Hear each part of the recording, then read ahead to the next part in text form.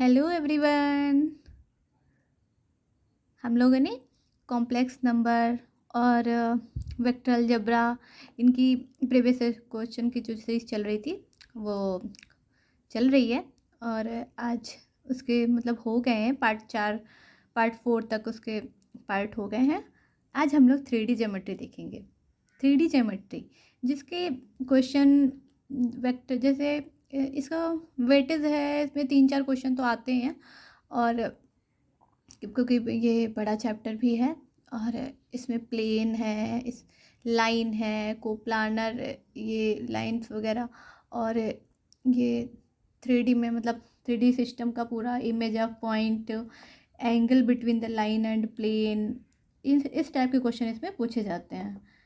TGT PGT में भी आते हैं, NVS KVS के TGT PGT में भी आते हैं, DSSB में भी आते हैं। तो मतलब इसके क्वेश्चन 3-4 क्वेश्चन तो मिल ही जाते हैं हमको। चलिए अब हम ये क्वेश्चन देखते हैं क्या कह रहा है। पहला क्वेश्चन है जो हमारा NVS PGT का क्वेश्चन है। अब देखिए GIC मेंस में जो हमें क्वेश्चन सॉल्व करने हैं वो तो हमें सॉल्व करने होंगे, मतलब कि एक बेसिक मेथड की तरह से करना है और इसमें कोई शॉर्टकट नहीं अपनाना है ना। अब उसमें जैसे पार्ट 1 है तो उसमें हमें 25 मार्क्स के क्वेश्चन करने हैं और पार्ट 2 है उसमें 10 मार्क्स के हैं या 15 मार्क्स के हैं, फिर 10 मार्क्स के। तो 10 मार्क्स वाले में तो छोटे ही क्वेश्चन आएंगे, ज़्यादा 3-4 स्टेप में ही हो जाएंगे। और 25 वाले क्वेश्चन में प्रूविंग वाले हो सकते हैं या ऐसे जैसे JEE मेंस में पूछे जाते हैं ना, उस टाइप के क्वेश्चन हो सकते हैं। चलिए जैसे तो इस क्वेश्चन को भी हम लोग 2 मेथड से करेंगे। पहला एक हम शॉर्टकट देखेंगे कि शॉर्टकट कैसे है। शॉर्टकट भी कहीं से आता नहीं है, शॉर्टकट तो हमारी थ्योरी पे ही होता है, जो हम लोग थ्योरी पढ़ते हैं और इसकी थ्योरी भी जल्दी मिल जाएगी, अपलोड कर देंगे। चलिए स्टार्ट करते हैं, फिर समझते जाएंगे। पहला क्वेश्चन है कि the equation of a plane passing through the point 1, -1, 2 and parallel to the plane. हमें क्या करना है, हमें इस क्वेश्चन में क्या देखना है कि ये क्वेश्चन कह रहा है कि हमें प्लेन की इक्वेशन निकालनी है। क्या निकालनी है? Equation of plane. तो प्लेन की इक्वेशन निकालनी है और हमें, चलिए पहले शॉर्टकट देख लेते हैं ना। शॉर्टकट में यही है कि अगर प्लेन की इक्वेशन निकालनी है तो थ्योरी हमारी क्या कहती है कि प्लेन की इक्वेशन निकालने के लिए हमें क्या चाहिए होता है, एक पासिंग पॉइंट। क्या चाहिए होता है? एक पासिंग पॉइंट। सेकंड चाहिए होता है एक नॉर्मल वेक्टर। जब मैं इसकी थ्योरी कराऊंगी तो ये इसका मतलब एक्सप्लेन करूंगी कि कैसे होता है। और अभी भी कर दें कि इक्वेशन ऑफ प्लेन के लिए जैसे एक प्लेन ले लेते हैं, एक प्लेन ले लेते हैं, मान लें कि प्लेन है, उस पर एक पॉइंट लेंगे, ये इस पॉइंट से पास हो रहा है तो हम कह देंगे कि एक पासिंग पॉइंट है। यहाँ पे एक हम जनरल पॉइंट ले लेंगे R वेक्टर। देखते हैं कि आएगा कैसे, जो हम करवाने वाले हैं उसे वो आएगा कैसे। पासिंग पॉइंट चाहिए और क्या चाहिए, एक नॉर्मल वेक्टर चाहिए ना। तो ये तो हमारे एक पासिंग पॉइंट हो गया। और प्लेन के अलॉन्ग हमें एक नॉर्मल वेक्टर चाहिए। तो अब हम क्या करेंगे कि एक मान लेंगे कि हमारा n वेक्टर एक नॉर्मल वेक्टर है। अब पासिंग पॉइंट एक रैंडमली पॉइंट हमने R ले लिया, तो जो AR वेक्टर है, जो प्लेन में जो ये AR वेक्टर है, AR वेक्टर ये हमारा क्या होगा, परपेंडिकुलर होगा n वेक्टर के। क्योंकि एक प्लेन में क्या होता है कि एक पासिंग पॉइंट होगा और एक नॉर्मल वेक्टर होगा। तो प्लेन में हमने एक रैंडमली पॉइंट R मान लिया, तो AR वेक्टर ये परपेंडिकुलर होगा n वेक्टर के, क्योंकि प्लेन में जो भी वेक्टर है वो इसके नॉर्मल वेक्टर के परपेंडिकुलर होगा। तो जब दो वेक्टर हमारे परपेंडिकुलर होते हैं, या if two vectors are perpendicular then dot product क्या होगा, 0 होगा। तो हम कह देंगे कि AR vector dot n vector is equal to 0।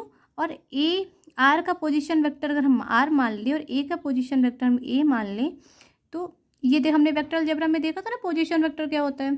तो R मान लिया, इसका A मान लिया, तो AR वेक्टर हमने ये भी देखा था कि AR वेक्टर फाइंड कैसे करते हैं। तो AR वेक्टर कैसे फाइंड करेंगे, position vector of R minus A vector dot n vector is equal to 0, है ना। R minus A dot N is equal to 0। अब देखिए ये इसको हम ओपन कर देंगे तो हो जाएगा R dot N minus A dot N is equal to 0 means R dot N is equal to A dot N. ये हमारा निकल के आया है। इसका मतलब है जो हमें क्या चाहिए होगा, एक पासिंग पॉइंट और एक नॉर्मल वेक्टर। क्योंकि पासिंग पॉइंट से नॉर्मल वेक्टर जो होगा उसका डॉट निकालेंगे और ये हमारा एक पॉइंट मान लेंगे और इसके एक्स वाई जेड। अब देखिए, अब ये क्वेश्चन हमारा कह रहा था कि equation of plane passing through the point, ये पासिंग पॉइंट तो हमें दिया है और कह रहा है कि जो प्लेन है जो निकालेंगे प्लेन, वो प्लेन पैरेलल होगा इस प्लेन के। चलिए देखते हैं।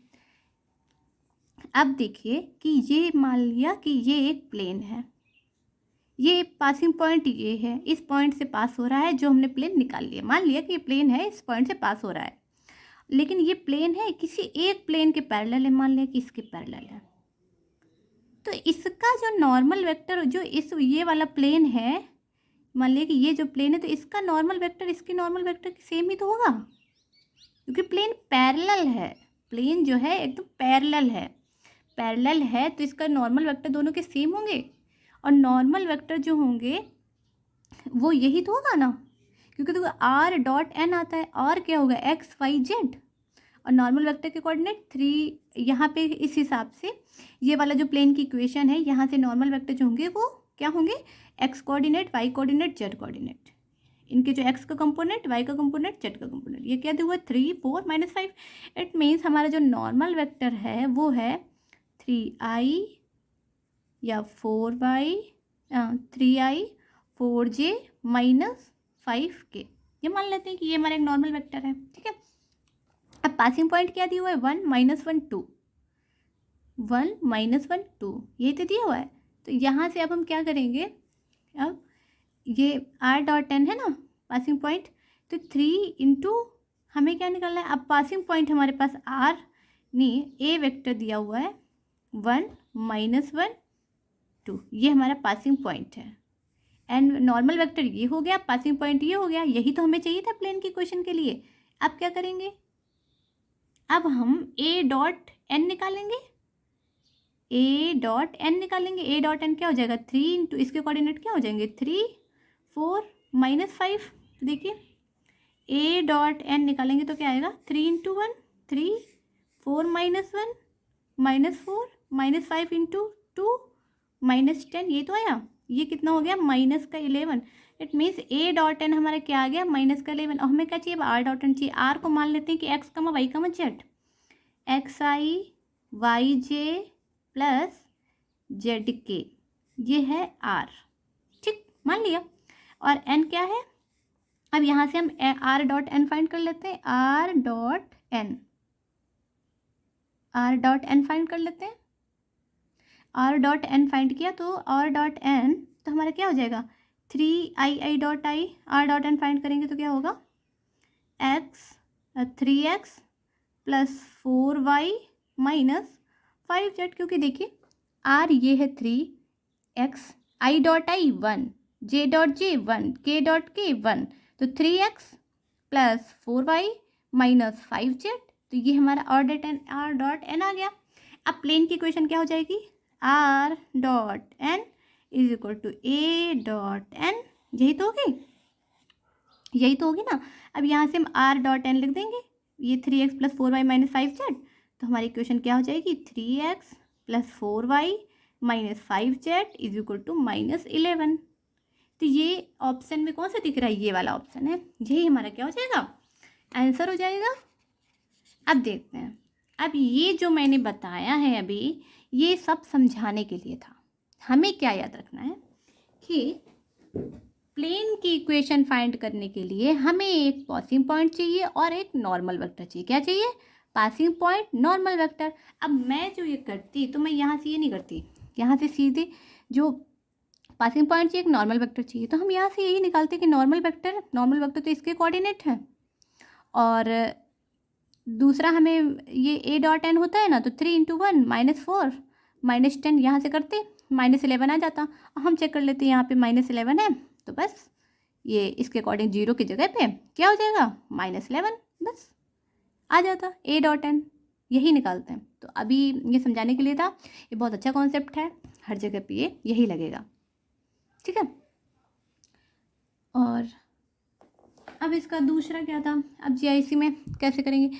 अब सेकंड में ये था कि ये वाला जो पॉइंट है, मीन्स ये पॉइंट जो 1 -1 2 है, ये पास भी तो होना चाहिए। अगर ये जो प्लेन की इक्वेशन हमें फाइंड करनी है, तो हम अगर ये सब नहीं करते तो भी तो कर सकते थे कि equation of a plane passing through the point, मतलब इस प्लेन की इक्वेशन जो निकालनी है वो इस पॉइंट से पास हो रहा है। तो इट मीन्स ये जो 1 -1 2 है, ये सारी जो भी ऑप्शन उनमें से किसी ने एक में सेटिस्फाई करना चाहिए। तो बस इसको हम पुट करके देख लेंगे कि ये सेटिस्फाई कर रहा है या नहीं कर रहा है ना। हो गया। अब चलिए, ये एनवीएस पीजीटी 2019 का क्वेश्चन था, बहुत ही अच्छा क्वेश्चन था। अब सेकंड क्वेश्चन देखते हैं। सेकंड क्वेश्चन क्या कह रहा है, ये हमारा एलटी ग्रेड 2018 का क्वेश्चन है, ठीक है। ये एलटी ग्रेड 2018 का क्वेश्चन है। ये देखिए क्वेश्चन नंबर 2, एलटी ग्रेड 2018 का क्वेश्चन है। ये कह रहा है the coordinate of the point, the coordinate of the point where the line, the coordinate of the point where the line की क्वेश्चन 3D में कैसी होती है, देखिए ऐसी होती है x -2 अपॉन -1, मतलब इस फॉर्म में होती है, y +3 upon 1, z -1 upon 6 intersect the plane.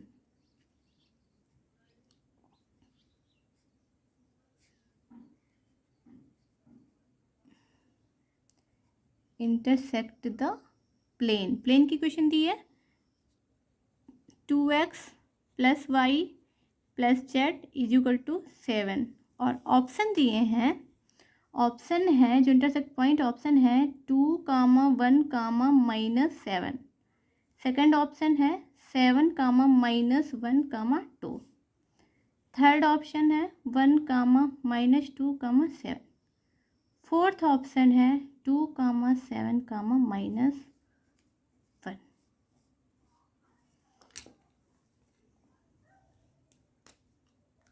अब देखिए, अब जैसे अभी मैंने बताया था ना, उसी टाइप से इसमें भी कि हमें क्या फाइंड करना है, कोऑर्डिनेट ऑफ द पॉइंट, उस पॉइंट के कोऑर्डिनेट फाइंड करने हैं where the line intersect the plane, मतलब एक लाइन है जो प्लेन को इंटरसेक्ट करती है। लाइन है तो देखो, जैसे मान लिया कि ये प्लेन है, ठीक, ये एक लाइन है प्लेन को इंटरसेक्ट कर रही है। तो अब हमें ये फाइंड करना है कि ये जो पॉइंट है वो कौन सा है, किस पॉइंट पे इंटरसेक्ट कर रही है। तो अब इसको जो है नॉर्मल मेथड जो है उसका ये मेथड है कि हम क्या करेंगे, इसमें ये मान लेंगे तो कि लाइन पे जो, मान लिया कि एक लाइन पे एक पॉइंट है जो इस प्लेन पे इंटरसेक्ट कर रहा है, तो उस पॉइंट के कोऑर्डिनेट फाइंड कर लेंगे। एक तरीका तो ये है।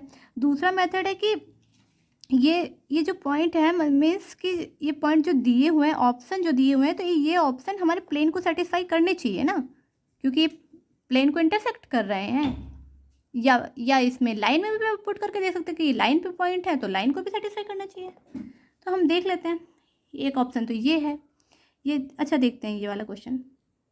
तो हम ये वाला पुट करके देखते हैं, 2 × 2 4, पहला ऑप्शन रखते हैं 4 + 1 - 7 = 7, 4 + 1 5, 5 - 7 7, नहीं ये तो नहीं कर रहा। सेकंड देखते हैं, 7 2 जा कितना हो जाएगा 14, माइनस का 1 प्लस का 2 = 7, 14 - 1 13, 13 + 2 15 = 7। तो ये भी हमारा सेटिस्फाई नहीं कर रहा।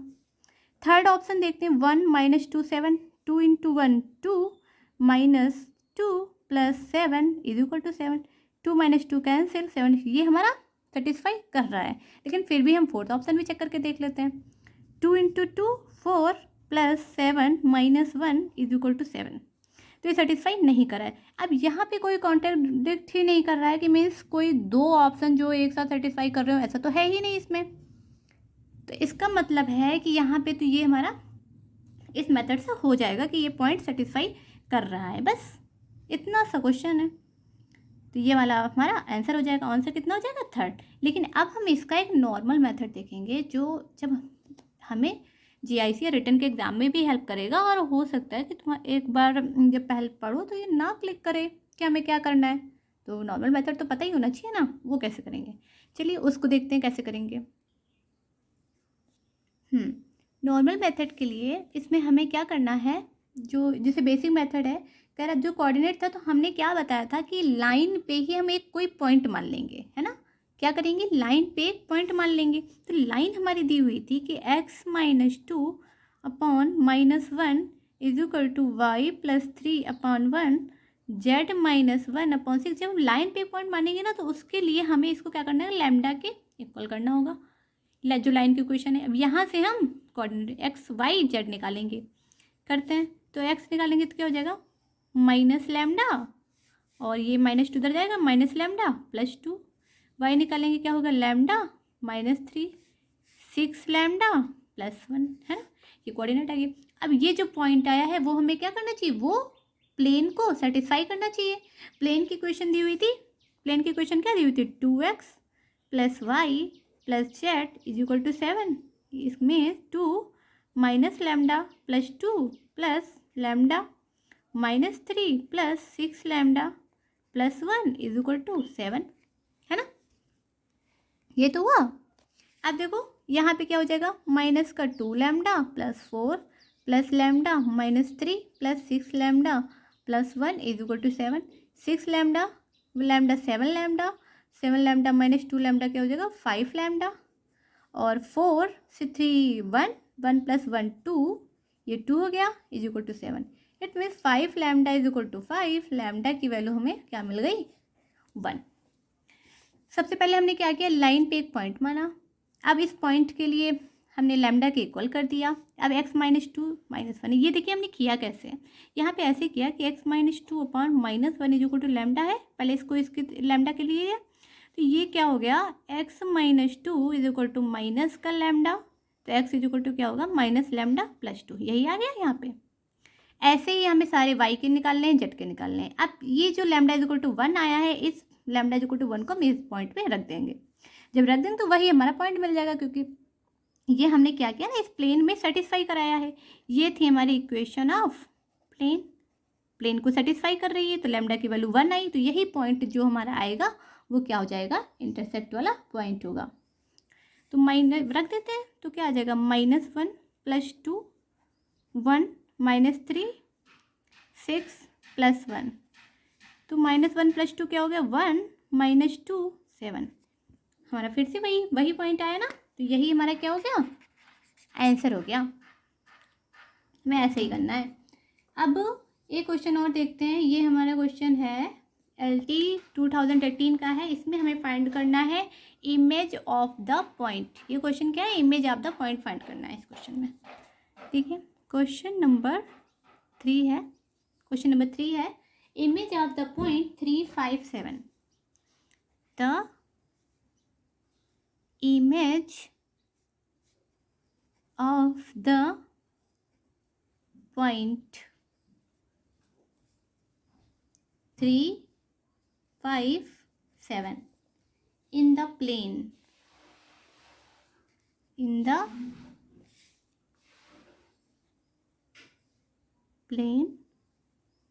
2x + y + z is equal to 6।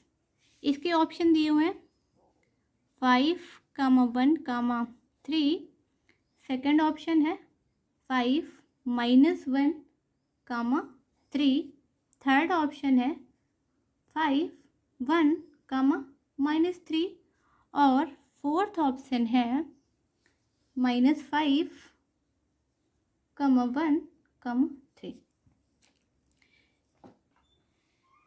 Image of the point, हमें क्या फाइंड करना है? पॉइंट की इमेज 3, 5, 7 की इमेज निकालनी है इस प्लेन में।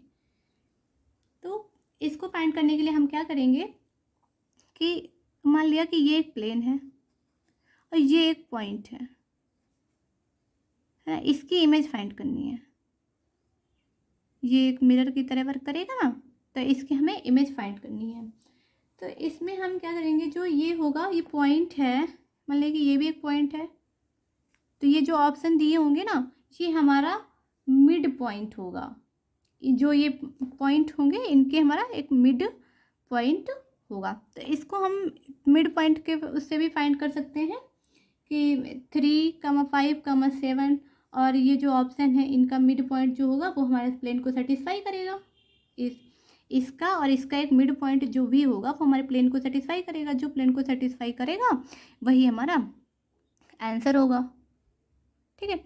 और दूसरा तरीका क्या है कि हम इमेज फाइंड करने के लिए हम क्या करते हैं, जैसे फुट ऑफ परपेंडिकुलर फाइंड करते हैं ना, वैसे ही इमेज अब इसका फाइंड करेंगे। तो इसमें क्या करेंगे, हम इसको मान लेंगे एक फॉर्मूला की तरह कि ये x, y, z है। ठीक है। तो इसको करेंगे x - 3 upon x - 3।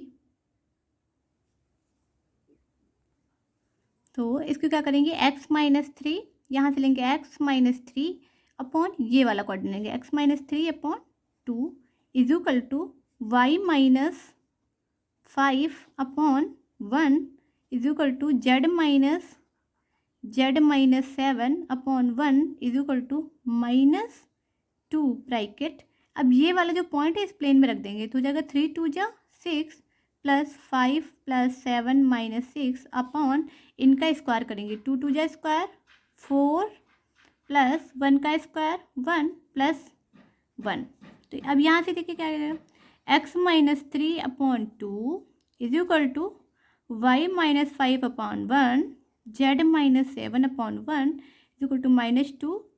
6 is cancel 7 5 12 अपॉन 4 1 5 6 6 1 2 ये आ जाएगा -4। अब यहाँ से हम x की वैल्यू फाइंड करेंगे तो क्या आएगा, x - 3 is equal to 2 -4 means x - 3 is equal to -8। और अब यहाँ से क्या होगा, x is equal to -8 plus 3 means x की वैल्यू हमें मिल गई -5। x की वैल्यू हमें क्या मिल गई, -5। x की वैल्यू -5 मिली। देखो x - 3 upon 2 is equal to y - 5 upon 1 z - 7 upon 1 -2। यहाँ से हमें -2 इंटू 2 4 मिला तो x - 3 upon 2 is equal to -4। अब ये क्रॉस मल्टीप्लाई करेंगे यहाँ पे इसको 1 मान के, तो x - 3 इंटू 1 x - 3 -4 इंटू 2 -8। यहाँ से x की वैल्यू फाइंड करेंगे तो ये -3 इधर जाएगा तो किसका हो जाएगा, प्लस आएगा, प्लस का हो जाएगा इस साइड जाएगा तो x is equal to -8 plus 3। अब यहाँ से क्या होगा, x की वैल्यू -5 आ रही है।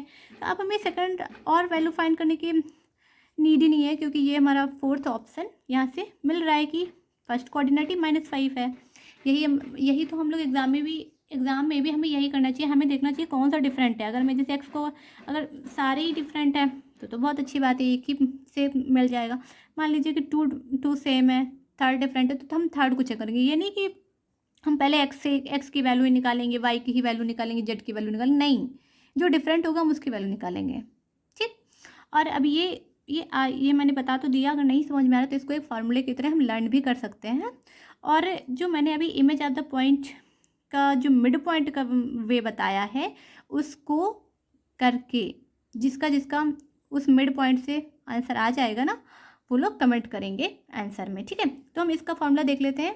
इसका फार्मूला क्या बनेगा, इसका फार्मूला याद करने का यही एक मेथड है कि हम इसको याद करेंगे x माइनस इमेज वाला पॉइंट, x माइनस पॉइंट ये है तो इसको कर लो इमेज वाला पॉइंट।